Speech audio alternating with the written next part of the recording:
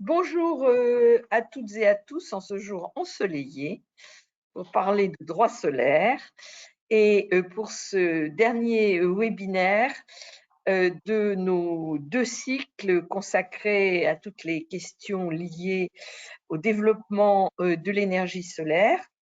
Et nous avons aujourd'hui, Ariel Guillemot, avec qui je travaille, et moi-même, l'immense chance de recevoir Madame Cécile Magherini, qui est directrice générale déléguée de Sunagri, qui est une entreprise extrêmement intéressante, et elle pourra nous dire un mot de l'information publiée ce matin qui souligne que le projet porté par cette entreprise a le premier label projet agrivoltaïque sur culture classe A de l'AFNOR, qui donne donc une qualité tout à fait particulière à ce projet d'agrivoltaïsme qui est réalisé sur de l'arboriculture, je crois, non, c'est sur des C'est vignes. sur la ligne. Hein. Sur des vignes. Voilà, donc je pense que vous pourrez nous en parler. Donc, comme à l'habitude, nous allons donner la parole à Madame Magherini, puis à Maître Guillemot, et ensuite, eh bien, nous répondrons aux questions qui sont posées par nos participants qui se sont inscrits en grand nombre. Mesdames, vous les intéressez. Voilà, je me tais et je vous passe très volontiers la parole. Eh bien, merci de me la donner. Alors, je vais essayer de partager un support que j'ai préparé.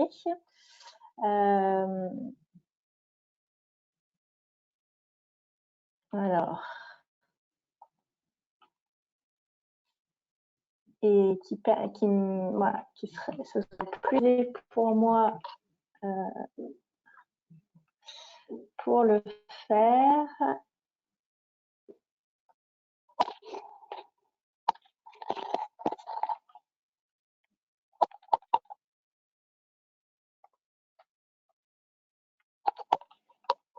Alors.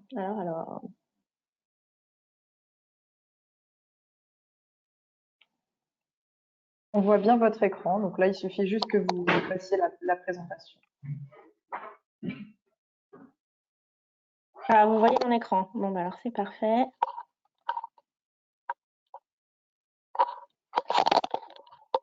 Voilà. Mon point aujourd'hui, c'est de vous partager l'expérience de Sunagri, une expérience de terrain, de déploiement de projets agrivoltaïques et également une vision sur les conditions d'un développement harmonieux de l'agrivoltaïsme en France en particulier. Je représente aujourd'hui Sunagri. On est 32 personnes. Depuis, on a été créé en 2019 et notre histoire, c'est celle d'un programme de recherche qui a commencé il y a 13 ans. Sunagri, c'est essentiellement 2 implantations à Lyon où on a l'essentiel des équipes et Montpellier où on a l'équipe R&D. On a travaillé avec des labos de l'INRAE sur ce programme de recherche que je détaillerai après. Et ce sur quoi je veux insister, et ça témoigne aussi de notre vision, c'est que l'équipe, c'est la moitié des agronomes.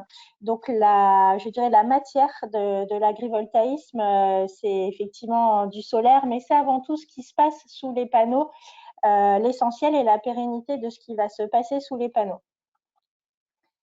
Alors, l'agrivoltaïsme, un petit rappel, en tout cas d'un point de vue technologique, c'est une notion qui est en train d'être définie. L'ADEME a proposé une définition et sur le terrain, finalement, dans une acceptation assez large, l'agrivoltaïsme peut être considéré comme des projets solaires sur terre agricole. On va pouvoir trouver des centrales solaires au sol avec du pastoralisme ou de l'élevage, des ombrières fixes. Sur ces ombrières fixes, nos programmes de recherche en particulier ont montré que l'ombrage permanent avec des cultures sous les ombrières impliquaient nécessairement une perte de rendement agricole. Donc, on est sur des logiques de cohabitation, mais on n'est pas sur une logique de maintien de rendement agricole. Et on a aussi les serres photovoltaïques. Et avec panneaux fixes, on a aussi cette problématique de l'ombrage, de perte de photosynthèse, d'énergie pour les plantes qui conduit à des pertes de rendement. Ce qui fait que l'agrivoltaïsme, dont je vais vous parler aujourd'hui de l'agrivoltaïsme sur culture, c'est une technologie qu'on appelle dynamique parce que les panneaux sont mobiles et qu'on va procurer plus ou moins d'ombre aux plantes en fonction de leurs besoins. De façon synthétique, c'est ce que vous voyez sur le schéma à l'écran. Le plus à gauche, les persiennes solaires, les panneaux, la possibilité de se tourner complètement à 90 degrés, de laisser passer complètement le soleil. Ça va être un mode de pilotage particulièrement important au moment de l'induction florale. Pour le maintien du rendement agricole, on sait que c'est une étape clé qui va jouer sur le rendement de l'année N et également de l'année N+1. Donc, cette faculté de s'effacer au maximum, techniquement et d'un point de vue agronomique, est essentielle. Vous voyez ensuite la position d'après, où on est sur une protection de la plante, par exemple des fortes chaleurs. Donc, vous avez l'arbre qui est à l'ombre, et là on va être sur de la production d'électricité. Et vous avez une autre position où on va laisser passer la lumière, là en l'occurrence pour la vigne, la troisième position par la gauche. Donc, vous voyez, on a la possibilité de tourner et d'avoir un partage lumineux entre la plante et la production et la production solaire. Donc, on va soit se mettre parallèle aux rayons du soleil, et dans ces cas-là, c'est la plante qui va bénéficier de l'ensoleillement, soit on va se mettre perpendiculairement, et là, on va projeter de l'ombre sur la culture. C'est ça le principe. Et enfin, la position la plus à droite, avec des panneaux à plat, est une position particulièrement importante en période de gel pour conserver la température des sols et un petit microclimat un petit peu plus chaud au-dessus de la culture quand l'atmosphère est froide. C'est également la position de sécurité de la structure qui va se mettre à l'horizontale, par exemple quand on a des vents un peu forts. Les règles de pilotage doivent être assez élaborées, toujours dans cet objectif de maintien du rendement agricole. Nous, on le fait avec un logiciel propriétaire et surtout des modèles de croissance de plantes qui vont nous permettre de prédire l'impact de ce qu'on fait sur la production agricole derrière. Et il y a une notion très importante dans ces installations et qui derrière nous permettra effectivement d'obtenir le label, c'est un suivi agronomique tiers réalisé, en général, c'est fait par les chambres d'agriculture, et on va comparer le comportement sous les panneaux avec le comportement sur une parcelle témoin sur laquelle vous n'aurez pas le dispositif agrivoltaïque. Et puis, l'exploitant agricole dispose d'une application qui va lui permettre de voir comment les panneaux sont inclinés en temps réel, et lui permet aussi d'avoir accès à des fonctions de pilotage, notamment en cas d'urgence ou si après un traitement, il a envie de mettre ses panneaux à plat pour éviter que l'eau ne lessive les produits phytosanitaires qu'il aurait pu mettre sur sa culture. Voilà pour le fonctionnement général. Je voulais vous montrer à quoi ça ressemblait. On est ici sur vigne dans le Vaucluse. Voilà, donc vous voyez les panneaux solaires au-dessus des cultures et on voit très bien l'ombre portée là sur le sol. Une autre diapo d'une installation qui a été mise en service cet hiver. On est ici sur des pêchers en fleurs, et vous avez une installation un petit peu plus haute ici à 5 mètres avec des panneaux solaires qui vont tourner au-dessus. Donc ça donne aussi peut-être une vision de l'impact visuel de cet agrivoltaïsme et de la façon aussi dont les arbres sont disposés et la structure autour de ces arbres. Ce que je voulais avant tout partager avec vous sur cette session, c'est notre retour d'expérience. D'un point de vue technique, il est issu de 13 années de recherche, 13 thèses soutenues. Il y en a une qui a été soutenue ce matin.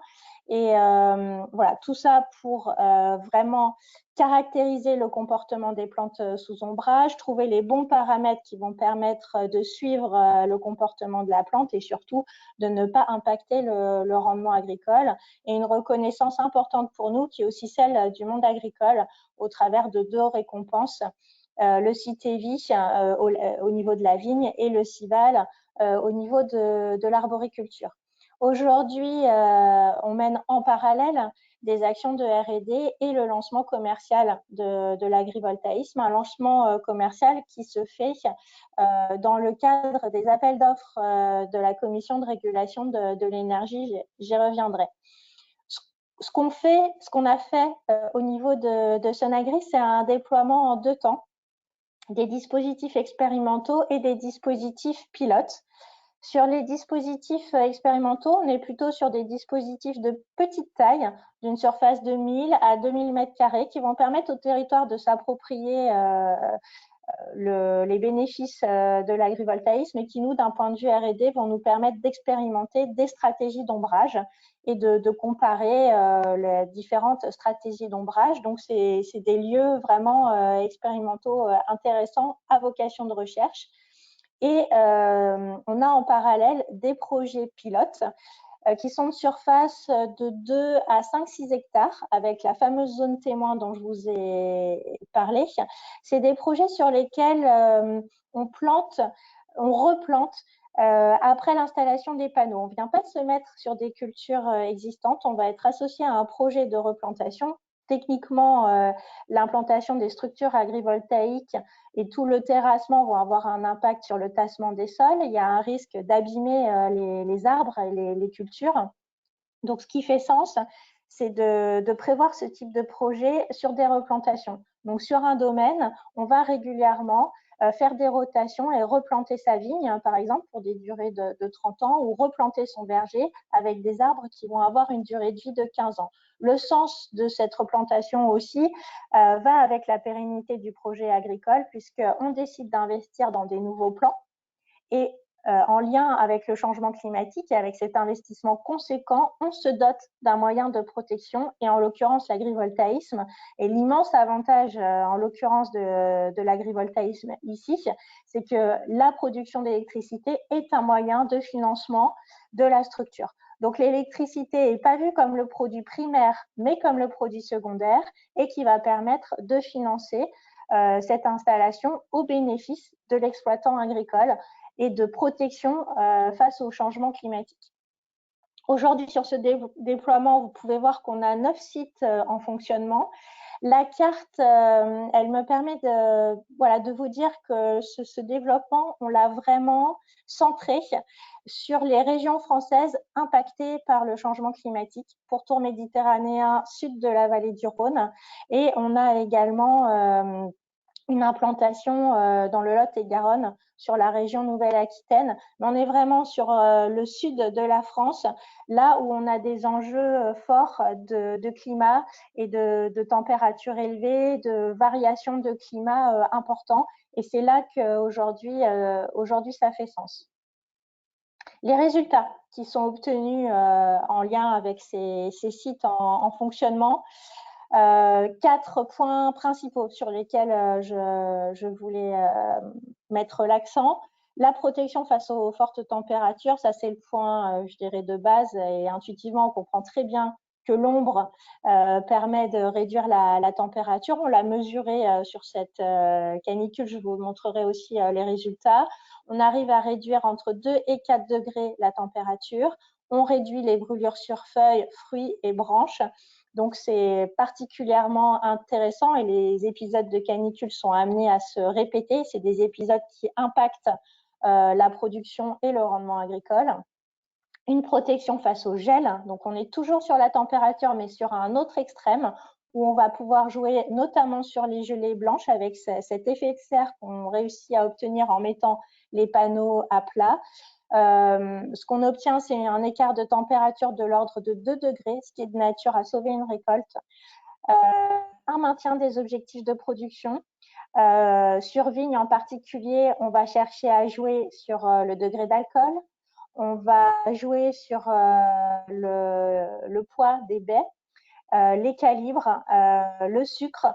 Sont des objectifs de production particulièrement importants. Donc, les avantages sont sur le degré d'alcool, sont sur le poids des baies, la qualité commerciale du fruit, et il va falloir piloter de manière à conserver le même calibre et le même taux de sucre. Et enfin, un point aussi très important et très important d'un point de vue aussi aménagement du territoire, l'évapotranspiration. En nombrant le sol et en nombrant la culture, on va limiter l'évapotranspiration de la plante, donc elle va avoir besoin de moins d'eau, et on va aussi limiter l'évaporation du sol. Donc on va jouer aussi sur la qualité des sols, et les résultats qu'on a obtenus en fonction des apports hydriques naturels, donc si l'année a été plus ou moins pluvieuse, c'est des économies d'eau de l'ordre de 12 à 37%.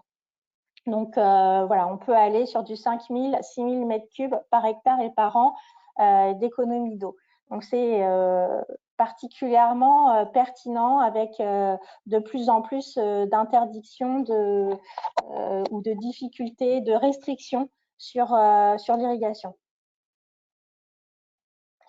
Une image assez parlante sur les fortes chaleurs où on voit bien la différence en termes de feuillage entre la parcelle sous le dispositif agrivoltaïque à droite et la parcelle à gauche. Donc, vous voyez bien les choses. Sur l'épisode caniculaire qu'on vient de vivre, on a mesuré de très près la température sous les panneaux. Donc, on voit en journée ce que donnent les températures. En bleu, c'est le témoin, c'est la température qui sera le plus élevée. Et donc, on voit que sous les panneaux, dans la journée, on a vraiment, et de façon répétée, journée après journée, jusqu'à 2,5 degrés d'écart entre les deux sites. C'est particulièrement important. Et là, vous êtes sur un épisode de gel et je vous invite à regarder la couleur de l'herbe. On voit bien la petite gelée blanche sur l'herbe, sur la partie qui n'est pas sous panneau, et on voit sous les panneaux une herbe beaucoup plus verte avec cette gelée qui n'est pas présente. Ça illustre bien cette différence de température qu'on arrive à obtenir sur le sol grâce à la mise à l'horizontale des panneaux. On a réalisé les premières vendanges agrivoltaïques mondiales sur le site de Tresserre dans les Pyrénées-Orientales l'année dernière, en 2021. Je voulais mettre l'accent sur le projet du vigneron qui est sur place. Donc, il a remplacé des vieilles vignes par 4 hectares de vignes plantées en marcelan, grenache blanc et chardonnay. Pour ce qui est du marcelan et du grenache, donc des cépages assez caractéristiques de ce terroir. Et vous voyez qu'on est obligé d'attendre 3 ans pour être sur la première vendange. Il faut que la vigne pousse suffisamment. Et les motivations sont vraiment celles de protection face au changement climatique, protection contre les coups de chaud. La baisse du degré d'alcool, c'est particulièrement important. Pour lui aussi, l'acidité de ces vins blancs est crucial.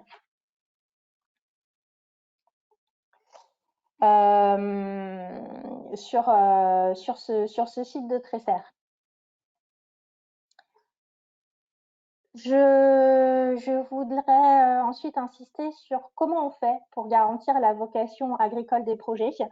Le sujet ici, c'est que l'agrivoltaïsme pourra être une contribution importante à la transition énergétique. Et c'est une façon d'accéder aux terres agricoles. Mais la question, c'est celle de l'exigence qu'on met derrière l'accès aux terres agricoles. La différence de chiffre d'affaires entre la production agricole et la production énergétique est sans commune mesure. Si on résume le débat à la question du complément de revenus, à des compensations financières, ou si on résume si on va sur des notions de cohabitation, le vrai risque, c'est la perte de surface agricole utile, c'est la perte de la productivité. Et ça nous paraît, nous, au niveau de Sonagri, un enjeu d'acceptation essentiel et un enjeu d'intérêt général particulièrement important. Et c'est pour ça que le réglementaire va être très important sur ce sujet de l'agrivoltaïsme. Notre vision, qui est celle qui sous-tend l'obtention du label AFNOR, dont on a parlé au début, c'est qu'un projet va répondre à une identification de problématiques climatiques. Sur ce dossier aussi, il y a la question de l'équilibre économique. Donc, sur nos projets, il n'y a pas de loyer. Le service ou la contrepartie, c'est le service agronomique rendu. C'est très important dans le monde agricole en termes d'acceptation. Pour les jeunes agriculteurs aussi, c'est la question de la spéculation foncière et de leur possibilité, in fine, d'avoir accès au foncier agricole.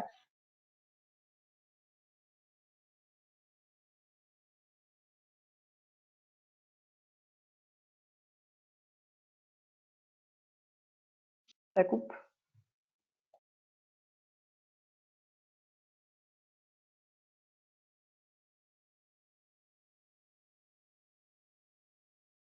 Madame Magherini, on ne vous entend plus.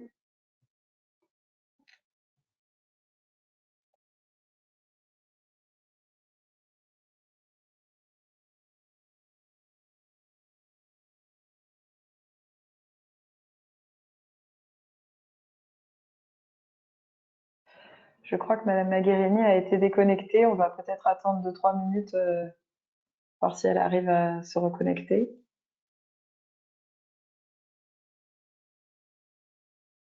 On ne vous entend pas, Madame Lepage.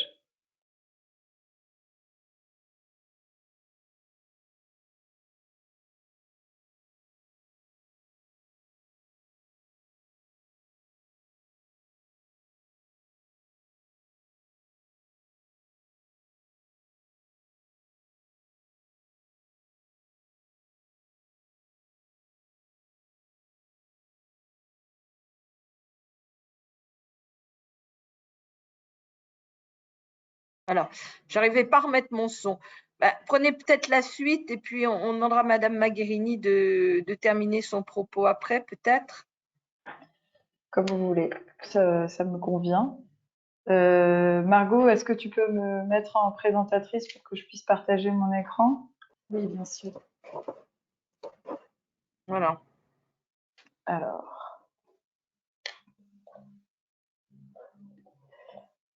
est-ce que tout le monde voit mon écran? Oui. Parfait. Alors,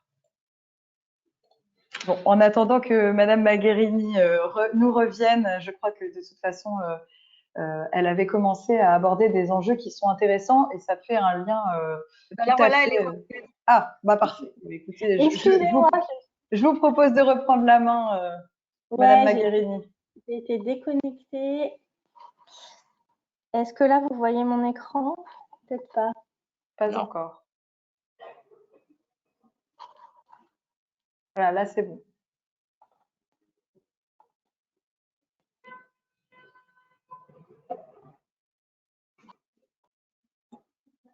Ok. Donc, j'en étais à notre vision et à ce qui fait un développement, je dirais, ambitieux et harmonieux de l'agrivoltaïsme. Et on en était à la question du foncier, du loyer, qui peut être particulièrement conséquent en ce moment sur des projets solaires sur terre dégradée. On a des loyers à l'hectare qui sont de l'ordre de ce que vaut la terre.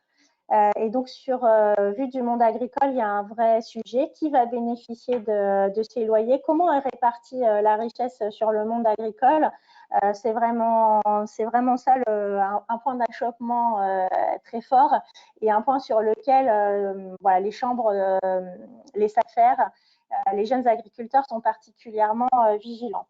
Et enfin, il y a la question des résultats. du contrôle de ce qui va se passer sous les panneaux. On a des contre-références en France en matière de serres agrivoltaïques, des serres qui finalement ont été des supports à des projets solaires, mais sous lesquels il n'y a plus de culture. Ça a marqué les territoires. Je peux vous dire que dans les Pyrénées-Orientales, c'est très, très présent. Donc, la question du contrôle sera certainement un point particulièrement fort. Et la question du label est aussi une des réponses, puisque la particularité du label en termes d'exigence aujourd'hui, c'est un contrôle pendant toute la durée de l'exploitation de ce qui va se passer sous les panneaux et un contrôle qu'il n'y a pas de perte de rendement sous les panneaux. Pour finir et nous permettre, je dirais, de conclure et puis d'échanger, d'ouvrir les échanges, voilà, je vous ai mis, selon nous, la définition de l'agrivoltaïsme, mais qui rejoint de très près celle qui a été donnée par l'ADEME dans son rapport fin avril. Et fort de cette expérience, de ce qu'on peut constater sur le terrain et des nécessaires signaux qui doivent être envoyés pour que l'agrivoltaïsme puisse se développer et constituer une part significative de la transition énergétique, je pense que c'est vraiment important d'affirmer que c'est avant tout un outil à vocation agricole, pas un outil qui va permettre d'accéder au foncier agricole, c'est très important. Donc nous, dans ce qu'on fait sur les cultures, c'est un instrument d'adaptation au changement climatique. Donc on va éviter les pertes de rendement potentielles en lien avec l'évolution du climat. On va également protéger contre les extrêmes. Donc on est sur une notion de régularité du rendement. Et en conséquence, on est un outil au service de la pérennité agricole, une réponse de résilience de l'agriculture face aux événements climatiques. Et ce que ne peut pas être l'agrivoltaïsme, un instrument de production d'électricité sans visée d'amélioration de la production agricole, ça paraît vraiment, vraiment essentiel. Et là, ça nécessite de la régulation parce que, comme je le disais tout à l'heure, les revenus agricoles sont disproportionnés. Enfin, il y a une disproportion entre les revenus électriques et les revenus agricoles. Et l'un peut très vite prendre le pas sur l'autre. Il faut pouvoir garantir la synergie. Et l'agrivoltaïsme ne peut pas être un vecteur d'artificialisation des sols. Donc voilà, ce sera ma conclusion sur cette présentation. Merci beaucoup, Madame Magherini. C'était vraiment très intéressant. Et on comprend pourquoi il y a tant d'intérêt pour ce sujet, parce qu'effectivement, ça lie deux activités absolument indispensables. Et c'est un moyen d'adaptation quand même très intéressant au dérèglement climatique. Je passe maintenant sans plus tarder la parole à Ariel Guillaumeau pour la présentation de la partie juridique. Oui, tout à fait. Alors, les enjeux de cette filière, je crois qu'ils ont été tout à fait résumés par Madame Magherini. Ce que je voudrais, moi, souligner aujourd'hui, c'est que depuis début 2022, nous avons une véritable attention de la part des pouvoirs publics et de la part du législateur pour l'agrivoltaïsme. Il y a eu plusieurs signaux. D'abord, il y a eu bien évidemment le président de la République qui a mentionné l'agrivoltaïsme en février 2022 dans le cadre de son déplacement à Belfort. Il y a eu le Sénat qui a pris une résolution le 4 janvier 2022 pour développer l'agrivoltaïsme et lever les freins autour de cette filière. Et puis, nous avons également une mission flash de l'Assemblée nationale qui a été déposée le 23 février 2022. Donc, on voit bien que le sujet intéresse de plus en plus les pouvoirs publics et le gouvernement et que c'est le signe d'une expansion certaine de la filière. Alors, les enjeux, je crois qu'ils nous ont été parfaitement présentés, à la fois les avantages agronomiques et économiques, mais également les risques, notamment de déprise agricole. Donc, je passe rapidement puisque je crois que ce sujet a été parfaitement résumé par Madame Magherini. Je voudrais parler de ce qu'est l'agrivoltaïsme sur le plan juridique. En fait, on ne sait pas ce que c'est l'agrivoltaïsme sur le plan juridique. Il n'y a pas de définition qui a été posée par le législateur ou par le pouvoir réglementaire. C'est pour ça que c'est intéressant de voir que petit à petit, ces sujets, le sujet fait son chemin dans les couloirs de l'Assemblée nationale et au sein du gouvernement, parce que aujourd'hui, on a plusieurs définitions qui cohabitent. Alors, on a vu que Sonagri proposait sa définition. Aujourd'hui, on a plusieurs acteurs publics qui ont proposé des définitions qui sont différentes. Donc, vous avez tout d'abord la Commission de régulation de l'énergie, donc dans la CRE, dans ses appels d'offres, qui parle d'installations qui permettent de coupler une production photovoltaïque secondaire avec une production agricole principale. Vous avez l'Assemblée nationale qui, elle, parle de deux activités qui coexistent de façon significative mais égale, c'est-à-dire production électrique significative et production agricole tout aussi significative. Donc là, on n'est plus du tout sur une production agricole principale et une production électrique secondaire. Ce sont vraiment deux productions égales. Et enfin, plus récemment, nous avons l'ADEME qui a proposé une définition par rapport aux services rendus, donc là qui rejoint un petit peu la définition qui est proposée par Sonagri, qui est par rapport aux services rendus par l'installation photovoltaïque sur la parcelle agricole. Donc, vous avez une série de services potentiels, notamment l'adaptation au changement climatique, comme l'expliquait très bien Madame Magherini, mais également des sujets de bien-être animal ou de qualité agronomique. Aujourd'hui, on n'a pas de définition, ça signifie qu'on n'a pas de cadre juridique dédié pour l'agrivoltaïsme, pour cette activité particulière. On a bien évidemment un cadre pour le photovoltaïque, on a un cadre pour l'agriculture, mais on n'a pas de cadre pour l'activité qui regroupe en fait cette dualité d'usage sur la même parcelle. Et cette absence de cadre, ou en tout cas ce cadre qui est finalement mal taillé puisqu'il n'est pas dédié, ça crée une insécurité juridique pour les projets et ça crée parfois des tensions, ça crée des difficultés pour les autorisations, donc les projets au stade de l'autorisation, mais aussi au stade de l'exploitation. Alors, comment aujourd'hui on peut faire en sorte de sécuriser ces projets sur la durée, malgré ce cadre qui est toujours flou? Pour nous, il y a 3 points d'attention majeurs sur le plan juridique dans le cadre des projets d'agrivoltaïsme. D'abord, il y a toute la question des autorisations administratives, donc pendant la phase d'autorisation, avant la mise en exploitation du site. Ensuite, il y a toute la question des contrats entre les différents acteurs du projet. Et enfin, le nerf de la guerre, le financement. Alors, je vous propose de commencer par tout ce qui est autorisation administrative. On va essayer de faire le point sur ce qui est nécessaire et également sur les dernières actualités sur ce point. Alors, au niveau des autorisations, vous avez tout d'abord des autorisations au titre du Code de l'urbanisme qui doivent être demandées. La première question qu'il faut se poser, c'est est-ce que j'ai besoin d'un permis de construire, d'une déclaration préalable ou est-ce que j'ai besoin de rien? C'est possible aussi. Pour répondre à cette question, il y a 3 facteurs qui doivent être pris en compte. C'est la localisation ou non de la parcelle dans un espace protégé, la puissance en kilowatts crête de l'installation et la hauteur de l'installation. Donc, en fonction de ces 3 critères, le Code de l'urbanisme va vous indiquer si vous êtes soumis à déclaration préalable, à permis de construire ou à aucune formalité. La grande question qui est revenue dans la jurisprudence dans les premiers temps du développement des projets agrivoltaïques, c'est est-ce qu'on peut créer un parc photovoltaïque sur une zone qui est classée agricole par le PLU? Puisque bien évidemment, quand vous mettez en œuvre un projet agrivoltaïque, très souvent, la parcelle est classée A, puisque c'est une parcelle qui a déjà une vocation agricole. Alors, la réponse, c'est oui.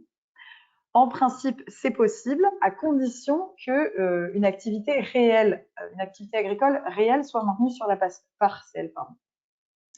Ça signifie concrètement que vous avez des exemples de décisions qui sont cités en dessous. Il y a des exemples de décisions où l'installation a été jugée comme maintenant une activité agricole réelle sur la parcelle et d'autres où ça a jugé comme n'étant pas le cas.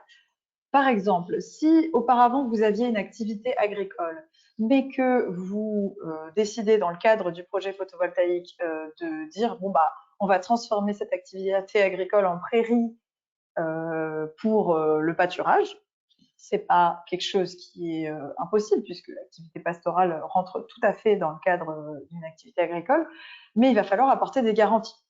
Vous ne pouvez pas juste supprimer une vigne, par exemple. Je raconte n'importe quoi, hein. J'imagine que c'est pas forcément possible de faire passer une vigne à une prairie, mais vous avez compris l'idée. À une prairie, finalement, qui ne sera pas forcément valorisée si vous n'apportez pas des garanties, par exemple, sur la nature de l'éleveur, la nature des animaux qui vont venir paître, quelle sera la taille du troupeau, etc. Vous pouvez pas, il va falloir vraiment apporter des garanties sur l'activité agricole future qui sera sur la parcelle, surtout si cette activité agricole est modifiée par rapport à l'ancienne utilisation du sol. J'attire aussi votre attention sur les dispositions du PLU, puisque ça, c'est la réponse de principe, mais dans certains PLU, il peut être prévu des restrictions quant à l'utilisation du photovoltaïque sur des parcelles agricoles. Alors, dans ce cas-là, il pourrait être utile de passer par une procédure de mise en compatibilité pour prévoir, par exemple, des zones APV qui garantissent la possibilité de mettre du photovoltaïque sur ces parcelles. Vous avez, en raison du caractère agricole de ces parcelles, des démarches particulières qui peuvent devoir être réalisées dans le cadre du projet agrivoltaïque. Donc, vous avez en particulier l'étude préalable agricole. Donc, ça, c'est un point tout à fait important. En général, il va vous être demandé d'étudier le rendement actuel de la parcelle, la place de cette parcelle dans l'économie générale du territoire, si c'est un territoire qui est plutôt à dominante agricole, s'il y a eu beaucoup de déprises agricoles ces dernières années. En réalité, quel sera l'impact du projet sur le point de vue agricole, en fait, sur cette parcelle. Vous allez devoir recueillir également des avis de plusieurs acteurs, notamment le préfet, la commission départementale de préservation des espaces naturels, agricoles et forestiers. Alors, si votre parcelle est située à côté d'une AOP et qu'elle risque de lui porter atteinte, vous devez recueillir l'avis du ministre de l'Agriculture et de l'INAO. Donc voilà, toutes ces choses-là, c'est vraiment important. Ce ne sera pas le cas pour tous les projets, mais je vous les signale pour que ce soit dans un coin de votre tête le jour où vous montez votre dossier. Vous avez également, même si c'est beaucoup plus rare, si jamais vous êtes situé en zone agricole protégée, vous devrez recueillir l'avis de la Chambre d'agriculture et de la Commission départementale d'orientation agricole. Alors aujourd'hui, il y a très peu de zones agricoles protégées en réalité, donc c'est pas, voilà, a priori, vous y serez pas confrontés, mais sachez-le tout de même. Ensuite, au titre du Code de l'environnement et du Code forestier, vous avez également plusieurs autorisations qui doivent être demandées naturellement. La première question à se poser dans ces cas-là, c'est est-ce que mon projet est soumis à la procédure d'évaluation environnementale? Alors, pour rappel, la procédure d'évaluation environnementale, c'est tout ce qui est étude d'impact, consultation du public et délivrance des autorisations si nécessaire. Pour les projets photovoltaïques qui sont d'une puissance supérieure à 250 kW crête, l'évaluation environnementale est systématique si vous êtes au sol.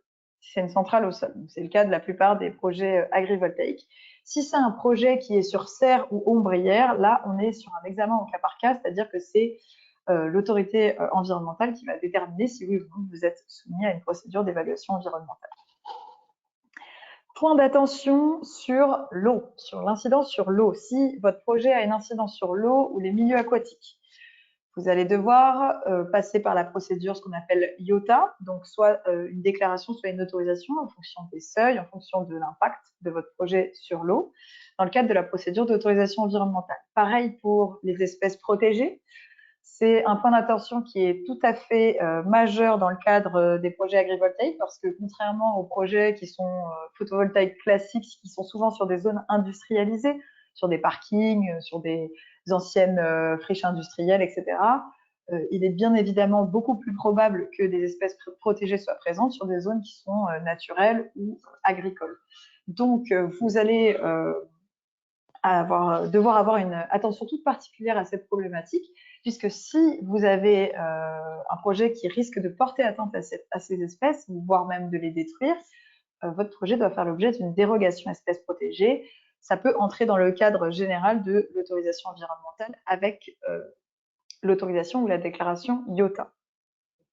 Enfin, j'attire votre attention sur l'autorisation de défrichement, puisque si votre projet conduit à détruire un espace boisé, ce qui n'est pas du tout impossible, hein, là encore une fois, quand on est sur une parcelle agricole, parfois vous avez des parcelles boisées et la centrale a une emprise qui est un petit peu supérieure à la parcelle agricole actuelle, vous devez demander une autorisation de défrichement. Attention, c'est chronologiquement la première autorisation que vous devrez demander à l'administration, c'est l'autorisation de défrichement. Voilà pour un peu un panorama général du type d'autorisation que vous allez devoir demander à l'administration. Sur le fondement du code de l'énergie, c'est un petit peu plus simple. A priori, vous n'avez plus besoin d'autorisation d'exploiter, sauf pour les très grosses centrales. Donc ça, c'est passé. En revanche, vous allez bien sûr devoir faire une demande de raccordement de l'installation. Alors, si la puissance de l'installation est supérieure à 12 MW crête, ce sera auprès d'Enedis. Si c'est inférieur à 12 MW crête, c'est auprès d'Enedis. Si c'est supérieur à 12 MW crête, ce sera auprès de RTE. Donc, c'est à ce moment-là que vous allez devoir choisir l'option de raccordement. Est-ce que vous allez faire injecter totalement la production sur le réseau? Est-ce que vous allez faire de l'autoconsommation partielle ou de l'autoconsommation totale? Je voulais vous parler un petit mot sur la certification AFNIR dont on a parlé. Qu'est-ce que c'est? En fait, c'est un label, je précise, qui n'est pas délivré par l'administration française. C'est un organisme, l'AFNIR, c'est un organisme certificateur qui est très sérieux, hein, qui permet de fixer finalement un cadre et qui est vraiment un gage de confiance à la fois pour l'administration et pour les agriculteurs, pour tous les acteurs du projet. Ça permet en fait de fixer un référentiel de bonnes pratiques auquel toutes les parties vont pouvoir se référer avec, comme l'a expliqué Mme Magherini, un contrôle en fait. Donc ça, c'est très important. Maintenant, le fait d'avoir et d'obtenir ce label même en amont du projet, ne garantit pas, bien évidemment, l'obtention des autorisations administratives par l'administration. Mais ça reste un très bon gage de sérieux des projets. Il y a enfin un dernier point que je voulais aborder avec vous parce que je trouve qu'il n'a pas fait l'objet d'une actualité. Voilà, j'en ai pas du tout entendu parler, alors que pour moi, c'est un sujet majeur. Alors, n'ayez pas peur de cette slide qui est très complète. Vous allez de toute façon pouvoir récupérer le document, mais je voulais que vous ayez toutes les informations sur ce point. Je fais une petite digression. La loi climat et résilience, elle est apparue, elle a été promulguée en 2021.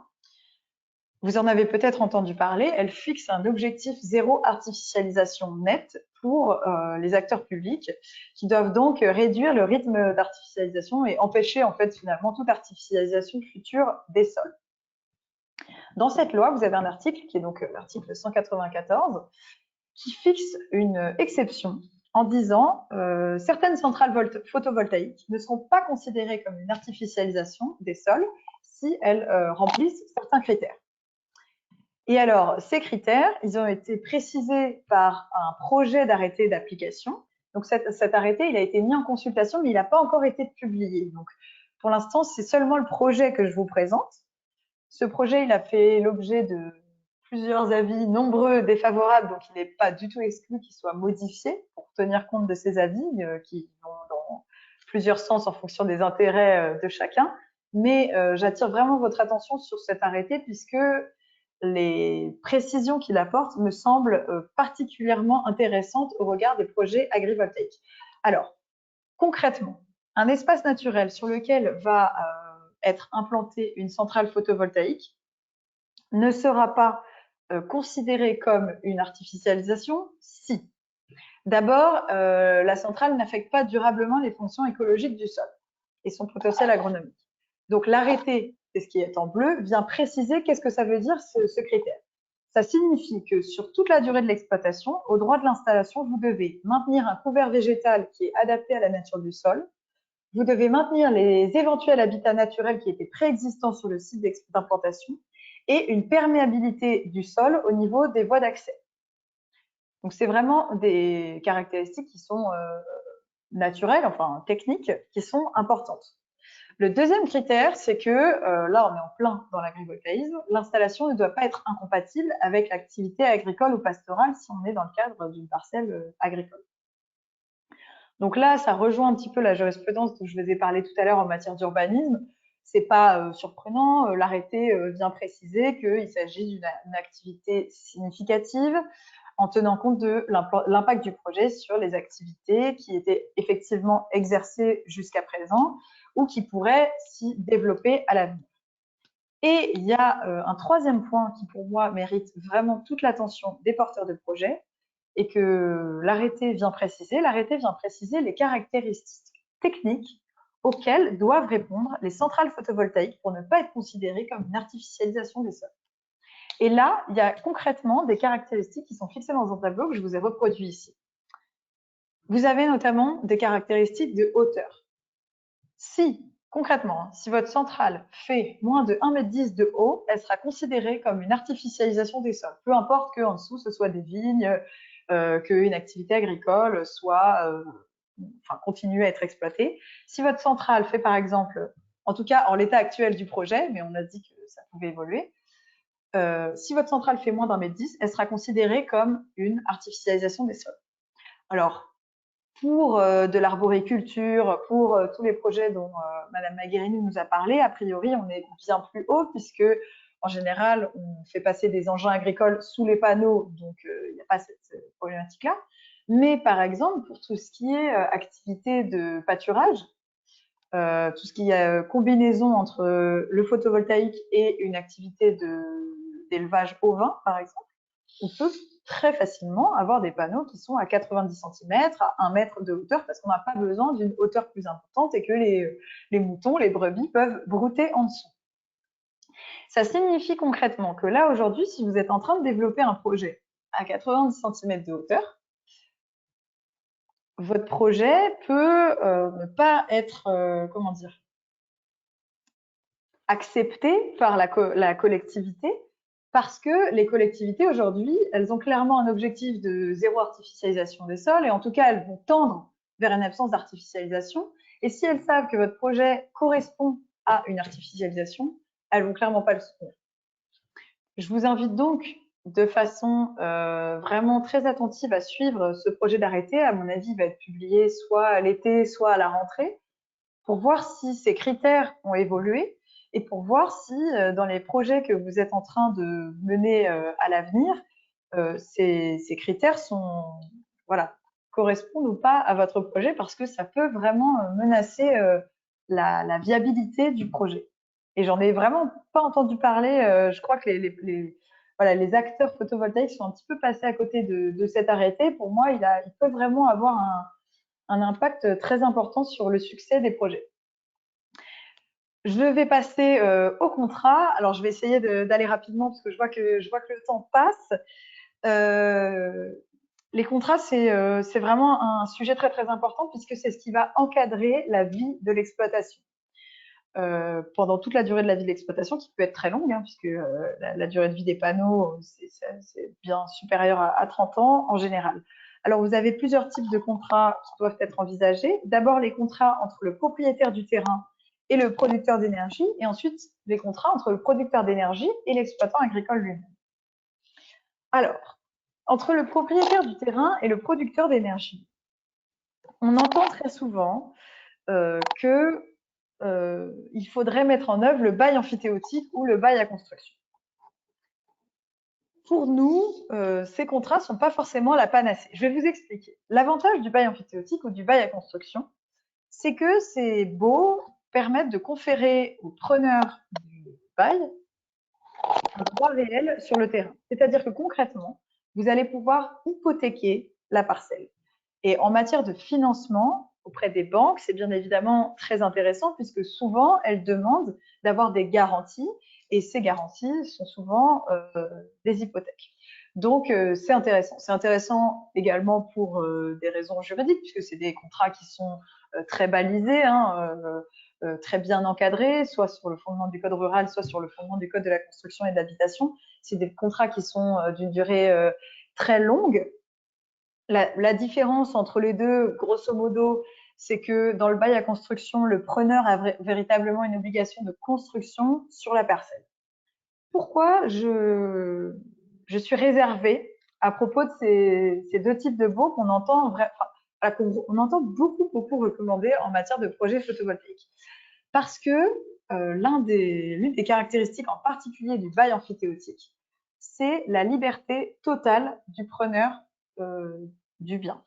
C'est-à-dire que vous n'avez absolument pas la possibilité d'encadrer, le propriétaire ne peut pas encadrer l'exploitation de la parcelle par le producteur d'énergie.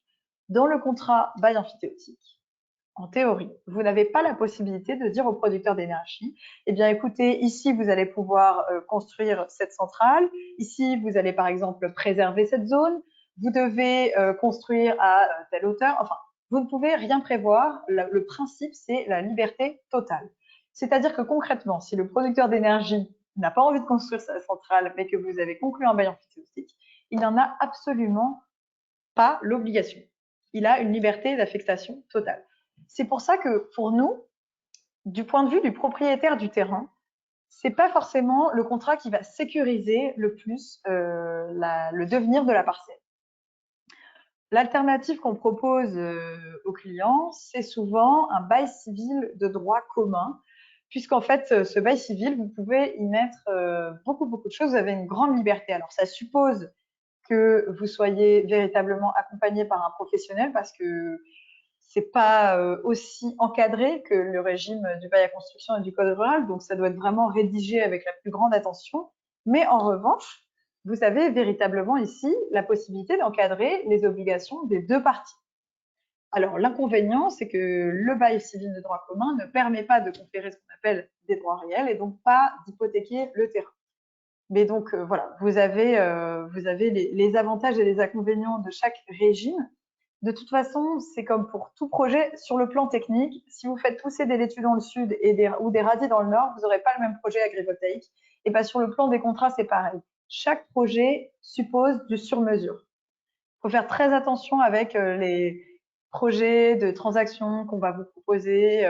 Voilà, déjà tout fait, prêt à l'emploi. Il faut faire très attention. Chaque projet doit supposer, avec les contraintes qui sont particulières à la localisation, à la qualité du propriétaire, à la qualité du producteur d'énergie, il faut vraiment que ce soit fait sur mesure. J'allais dire cousu main, mais c'est la même chose. Vous avez ensuite le contrat qui est conclu entre le producteur d'énergie et l'exploitant agricole. Alors, sur ce point, vous avez deux types de contrats qui sont en général recommandés, soit le bail rural, soit ce qu'on appelle le prêt à usage. Le bail rural, c'est en général ce qu'on va recommander, puisque en fait, les parties peuvent s'y soumettre, même si il y a une dualité d'usage. Puisque le principe du bail rural, c'est que l'exploitant agricole exploite et il a la jouissance exclusive de la parcelle. Ça fonctionne tout de même, même si l'exploitant n'a pas la jouissance exclusive de toute la parcelle. Donc, nous, on recommande en général le bail rural, qui est un contrat qui rassure aussi les exploitants agricoles qui connaissent bien ce régime et qui est aussi là aussi de longue durée, donc qui permet de le sécuriser. Après, c'est pas forcément extrêmement adapté au projet d'agrivoltaïsme, donc il va falloir bien rédiger là encore les clauses du contrat pour bien prendre en compte en fait les spécificités de cette dualité d'usage du projet et notamment bien prévoir les obligations des deux parties, puisque côté agricole, côté agriculteur, l'agriculteur peut avoir par exemple l'obligation de se mécaniser d'une certaine façon pour pouvoir préserver la centrale photovoltaïque. Il peut avoir par exemple l'interdiction d'utiliser certains engins, être formé aux risques incendies de la centrale, des risques de sécurité, etc., etc. Ne pas employer de produits phytosanitaires corrosifs. Et côté producteur d'énergie, si jamais, par exemple, vous avez des opérations de maintenance sur la centrale, il peut y avoir des dégâts sur les cultures. Et donc là, il faut prévoir notamment les responsabilités en cas de dégâts. Donc vraiment, vous devez penser à tout. C'est ça, un contrat bien rédigé, c'est bien anticiper tous les éventuels débats, tous les éventuels litiges qui pourraient survenir pendant toute la vie de l'exploitation et bien évidemment la fin de l'exploitation. Je précise aussi qu'un contrat tripartite peut avoir lieu entre l'exploitant agricole, le producteur d'énergie et le propriétaire du terrain pour encadrer chacune de leurs obligations. J'en viens au financement. Je vais faire très rapide parce qu'il nous reste 5 Il reste minutes. plus Et je que sais 5 minutes et il faudrait voilà, quand même qu'il y ait des questions. Alors, est-ce qu'on voilà. ne peut pas Donc, renvoyer carrément à la fiche sur le voilà. financement? Je vous propose de vous renvoyer à ces éléments-là. Sur la vente de l'électricité, vous avez 3 possibilités, le tarif d'achat, l'appel d'offres et la PPA. Tout est résumé. Donc, voilà, je vous renvoie rapidement pour répondre à vos questions sur ce point. Merci mesdames, c'était très riche, je pense, de part et d'autre. Donc, on a quelques minutes pour des questions. Margot, avons-nous des questions? Oui, une première question. Est-ce que l'absence de définition de l'agrivoltaïsme vous pose problème pour l'activité de Sonagri? Micro.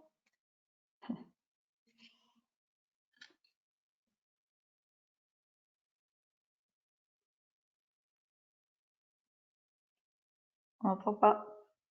Voilà. On ne vous entend pas. Voilà, c'est vous qui m'aviez coupé. Bon. Oui, c'est très important. Cette définition de l'agrivoltaïsme pour nous, par exemple dans le code rural, et c'est un des enjeux de la discussion qui devrait avoir lieu à partir de cet été sur la future loi énergie, c'est cette définition de l'agrivoltaïsme. Elle est quand même appelée de ses voeux par les sénateurs, elle est appelée de ses voeux par l'Assemblée, et aujourd'hui sur le terrain, c'est quand même un point d'analyse assez différent par les CDPNAF, par les chambres d'agriculture. Et les territoires maintenant doivent s'emparer du sujet. On l'a vu, l'instruction, elle se fait par les territoires et qui sont un peu démunis par rapport à la multitude de projets solaires qui leur sont proposés et par la caractérisation de leur nature agrivoltaïque ou pas. Pour moi, c'est une priorité, ça nous bloque, c'est un sujet d'acceptation. Il faut que l'État donne sa vision et l'affirme au travers de cette définition. Autre question, merci.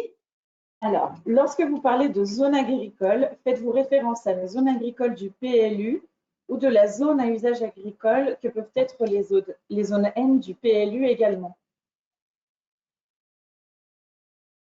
Alors, ça va dépendre de l'enjeu. Effectivement, le zonage PLU, c'est ce que va regarder le juge en matière d'urbanisme. Mais l'usage agricole qui était fait auparavant d'une parcelle elle-même classée N va être pris en compte, bien évidemment. Si vous aviez un usage agricole, peu importe le classement de la parcelle sur cette parcelle, il ne faudra pas qu'il soit diminué ou supprimé. La déprise des terres agricoles ne concerne bien évidemment pas que les zones qui sont classées A au PLU. Autre question? Avez-vous un retour concernant les INAO et les chartes AOC? Donc aujourd'hui, effectivement, ce qu'on fait étant de nature à modifier le microclimat sur les parcelles ne rentre pas dans le cahier des charges des organismes de gestion de l'INAO. Et voilà, des démarches de dérogation sur des projets pilotes sont initiées. Ce sera long, il faudra multiplier les résultats, mais c'est initié et c'est quand même un sujet de préoccupation que aussi l'impact du changement climatique sur ces notamment en vigne. Il y a quand même une question de survie. Dans les Pyrénées-Orientales, vous avez des rendements à moins de 50 hectolitres l'hectare. Des prix de vente du vin qui sont assez bas. Qu'est-ce qu'on fait pour s'adapter au changement climatique? Je crois que c'est très intéressant de poser la question comme ça parce que c'est une autre manière d'aborder le sujet. En fait, l'agrivoltaïsme, il est né de l'idée de dire on va faire de l'électricité avec les cultures, ça va faire un double revenu pour les agriculteurs. Et maintenant, on se rend compte qu'en réalité, c'est un sujet d'une ampleur beaucoup plus considérable parce que c'est une modalité d'adaptation des règlements climatiques. Autre question. Sonagri donne la priorité à la production agricole. Comment garantir une production électrique minimum pour les développeurs? Je dirais que c'est sur la préparation du projet. Donc c'est vrai que je ne vous ai pas parlé de notre modèle contractuel. Sonagri n'est pas l'investisseur des projets et n'est pas rémunéré proportionnellement à la production hydroélectrique, décidément, à la production électrique. Et en revanche, puisqu'on a la main sur le pilotage des panneaux, qu'on connaît les caractéristiques agronomiques de la parcelle, on va prendre des projets qui nous conduiront je dirais à une certaine diminution de la production électrique, mais on va s'engager sur une diminution entre guillemets maximum de l'ordre de 20%. Et on va prendre cet engagement, on sera l'intermédiaire entre le producteur électrique et l'exploitant agricole. Et le producteur, nous, Sonagri, on va s'engager sur cet effacement maximum. D'un point de vue financement, on a réalisé des financements de projets sur nos projets et c'est passé aux fourches codines des banques cette garantie sur l'effacement, mais c'est effectivement le fait de piloter et de le garantir, c'est quelque chose de très important dans le développement de l'agrivoltaïsme pour qu'effectivement le producteur électrique y trouve certaines garanties. Autre question? On n'a pas d'autres questions. Très bien. Écoutez, mesdames, merci beaucoup pour ces interventions, je pense, qui étaient extrêmement précises et claires. Merci à nos auditeurs qui sont restés pratiquement nos participants sur toute la durée. Il me reste à vous souhaiter une très belle journée, de bonnes vacances pour ceux qui vont les prendre dans les mois qui viennent.